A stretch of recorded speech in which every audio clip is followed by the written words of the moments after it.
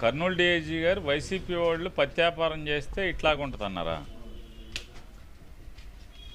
అంటే కడప జిల్లాలో కొంతమంది ఉద్యోగస్తులు ప్రభుత్వం బాబు జాగ్రత్తగా ఉద్యోగం చేసుకోండి అని చెప్పని పంపిస్తే వాళ్ళు ఉద్యోగం చేయటం మానేసేసి వాళ్ళు ప్రత్యాపారం చేయటం వల్ల ఇవాళ ఈ కడపలో జరుగుతున్నటువంటి ఎన్నికల్లో ఈ అరాచకాలు, ఈ అకృత్యాలు, ఈ దాడులు, హింస, పోనీ ప్రతి హింసలో ప్రతిరోజు జరిగే గొడవల్లో ఎవరన్నా కొత్త వాళ్ళు పాల్గొంటున్నారంటే కాదు. మొత్తం ఎవడైతే మొదటి రోజు దాడిలో ఎవడ పాల్గొన్నాడో, నామినేషన్ రోజు బెదిరింపులు ఎవడున్నాడో, రెండో రోజు గొడవలు ఎవడున్నాడో, రెండో రోజు చంపడానికి ప్రయత్నం ఎవడు చేశాడో, మూడో రోజు అంటే అన్ని గొడవల్లో కూడా వాళ్ళే ఉంటున్నారు. దాని అర్థం ఏంటి?